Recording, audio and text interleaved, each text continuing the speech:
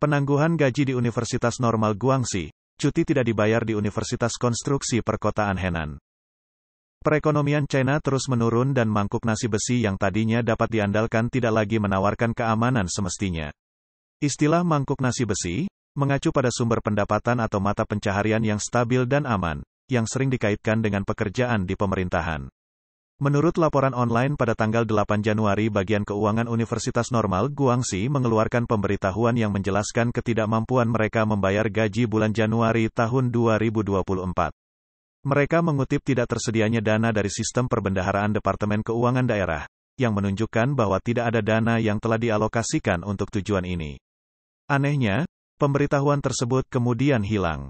Pada tanggal 9 Januari, Radio Free Asia melaporkan penjelasan bahwa sistem perbendaharaan yang belum terbuka dan tidak adanya dana yang dialokasikan, menunjukkan bahwa universitas tersebut belum menerima alokasi keuangan pemerintah yang diharapkan.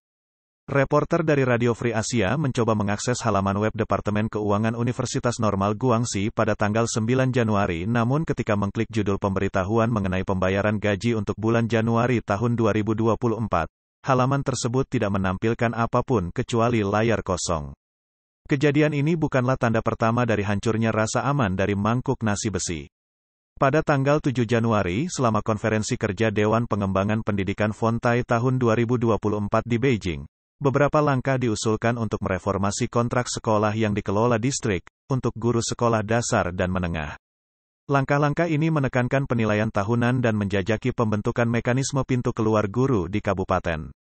Berita ini menimbulkan kekhawatiran di media, dengan berita utama yang menyatakan bahwa guru tidak lagi memiliki mangkuk nasi besi. Pada tahun sebelumnya di bulan Oktober, Provinsi Jiangsu mendorong pegawai BUMN untuk mengambil cuti tanpa dibayar atau berwirausaha. Di bulan November, Rumah Sakit Umum di Guizhou, Provinsi Hunan, mendapat perhatian terkait penggajian para staf medisnya. Gaji mereka selama lebih dari setahun tidak dibayar, yang menyebabkan berkumpulnya petugas kesehatan, yang menuntut gaji mereka yang belum dibayar. Nona Xiao, warga dari Nanjing, melamar ke sebuah perusahaan teknologi tinggi di Jiangsu, dan menemukan bahwa selama proses wawancara, perusahaan menawarkan poin sebagai pengganti gaji. Dengan mengumpulkan 3.000 poin, itu akan memungkinkan untuk menukarnya dengan gaji 1 bulan. Jika dia tidak menukarkan poin pada bulan tertentu, dia dapat mengumpulkannya untuk beberapa konversi di masa depan. Menjelang akhir tahun lalu, Wei Jia, seorang profesor di Departemen Inovasi dan Manajemen Strategis Universitas Tsinghua, berbicara di Forum Keuangan Internasional, dan menyebutkan bahwa selama 3 tahun pandemi, pendapatan mereka yang berada di luar sistem telah menurun secara signifikan. Hal ini karena kita semua menerima gaji di dalam sistem, dan pendapatan kita terus berlanjut tanpa gangguan. Tapi jika mereka yang berada di luar sistem tidak bekerja, mereka tidak akan mempunyai uang. Akibatnya, kita telah meremehkan dampak pandemi selama 3 tahun terhadap pendapatan mereka yang berada di luar sistem. Kita telah meremehkan sejauh mana pendapatan mereka telah mengalami penurunan yang telah melampaui perkiraan kita. Saat ini bahkan mereka yang berada dalam sistem tidak lagi memiliki jaminan pendapatan.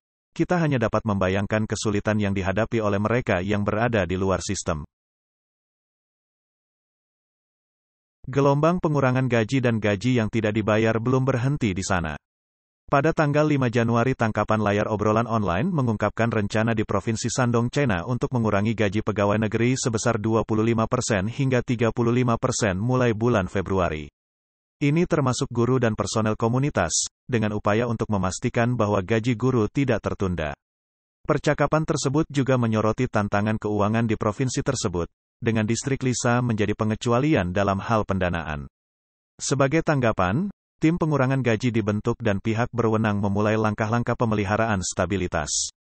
Pengungkapan ini memicu diskusi di media sosial dengan pengguna yang menyatakan keprihatinan atas kesehatan keuangan Shandong, mempertimbangkan provinsi yang lebih kaya, dan berspekulasi mengenai dampak yang lebih luas bagi daerah yang kurang makmur.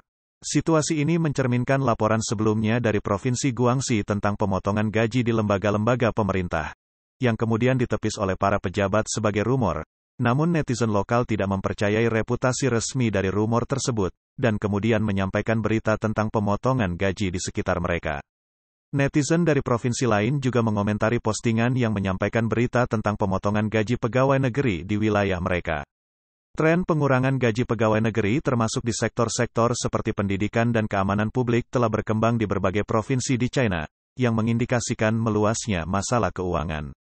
Laporan terbaru bahkan mencakup pemotongan gaji untuk militer China, yang mana itu menunjukkan dampak yang semakin besar dari tantangan ekonomi saat ini di China.